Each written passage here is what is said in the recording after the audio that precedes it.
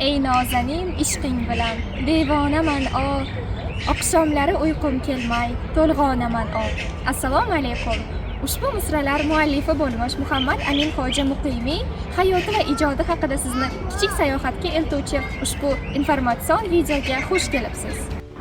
O'zbekiston xalq yozuvchisi Abdulla Qahhor aytganidek, adabiyot ko'ngil ishi, ilhom samarasi. Tuyg'usiz, ko'ngilsiz yozilgan asar changlanmagan gulga o'xshaydi, meva tutmaydi. Ko'ngil rozi bo'lgan asargina kitobxonning ko'ngliga yo'l topadi. Kitobxonning ko'nglida meva tugadi. Ijodi ko'plab hurmatga sazovor bo'lgan. O'zbek adabiyotining milliy uyg'onish davrida yashab ijod qilgan zabardast vakillaridan biri Muhammad Amin Xo'ja Muqimiy ham ana shunday asarlar muallifidir. U 1850-yilda Qo'qonning Bekvachcha mahallasida dunyoga keladi. Otasi Mirza Xo'ja Mirfozil novvoylik bilan shug'ullangan bo'lsa, onasi Oysha bibi Saydolim Nodir shayx qizi og'zaki nutqni yaxshi tushungan, xalq ijodini yaxshi bilgan iqtidorli shoira bo'lgan. Aynan shu ayol Muqimiyning adabiyotga bo'lgan qiziqishini uyg'otishda, uni Sharq mumtoz adabiyoti bilan tanishtirishda muhim rol o'ynagan. Muqimiy dastlabki ta'limni o'z mahallasidagi madrasalardan biridan olgach, Buxoroga borib ilm olishni davom ettirgan va 1876-yilda Qo'qonga qaytgan. Qo'qonlik aslzodalar orasida Muqimiyga ehtiyotkorona munosabatda bo'lishgan, uni qabul qilishmagan. Shoirning o'zi yozishicha, aynan yoqimsiz Qo'qon aslzodalari mening nuqtai nazarimni qayta ko'rib chiqishga, o'zimdagi axloqiy va adabiy qarashlarni rivojlantirishga imkon berdi. Hafsalamning pir bo'lishi menga katta yordam berdi. Muqimiy 25-26 yoshlaridayoq Qo'qon va uning atrofida taniqli el og'ziga tushgan shoirlardan biri bo'lgan edi. Kambag'alning gapi hech kimga o'tmaydigan bir zamonda Muqimiy yashab ijod qilishga majbur bo'ldi. Qo'qon yer o'lchash markazlaridan birida ishlagan paytida u bu hodisaga o'z ko'zlari bilan guvoh bo'ldi va bu hodisa uning Tanobchilar asarida ham yaqqol ko'zga tashlanadi. Atrofda bo'layotgan nohaqliklar va adolatsizliklar shoir qalamini yanada o'tkirroq, yanada keskinroq qildi. U 1888-1889 yillar oralig'ida Qo'qonni tark etib Toshkentga boradi. 1892-yilning boshlarida yana bir marta Toshkentga yo'l oladi.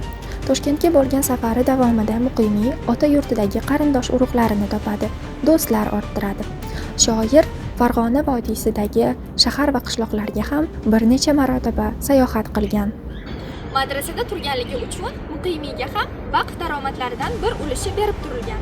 Lekin podshohlik madrasa vaqflarini olib qo'ygach, u bundan ham mahrum bo'lgan. Muttasil davom etgan moddiy muhtojlik, qiyinchiliklar va tazyiqlar shoir salomatligiga katta ta'sir ko'rsatgan. 1898-1899 yillarga kelib, Muqimiy xastalikdan 4-5 marotalab yotib qoladi va 1903-yilga kelib o'z hujrasida 53 yoshida vafot etadi. Shoir Qo'qondagi Shayxon qabristonida dafn etilgan. Muqimiy hayotini ilmiy o'rganish, uning xotirasini abadiylashtirish maqsadida Qo'qonda Muqimiy uy muzeyi tashkil etilgan. Farg'ona viloyatidagi shaharchalardan biriga, Toshkent shahridagi ko'chalardan biriga va O'zbek davlat musiqali drama teatriga Muqimiy nomi berilgan. 2021-yilda esa O'zbek film kinostudiyasi tomonidan Muqimiy nomli 110 daqiqalik film suratga olingan. Serqirra adibimiz Muhammad Amin Xo'ja Muqimiy hayoti va ijodini o'rganish, uni keng ommaga yoyish Toshkent davlat iqtisodiyot universitetiga biriktirilgan. Muqimiy o'z asarlari orqali o'z davri uchun muhim bo'lgan ijtimoiy, iqtisodiy fikrlarni keltirib o'tgan. Bugungi kun tili bilan aytadigan bo'lsak, korrupsion holatlarni juda ham qattiq tanqid qilgan. Uning bu qarashlarini bugungi kun uchun dastur amal qilish, o'sib kelayotgan yosh avlodni vatanparvarlik ruhida tarbiyalaydi.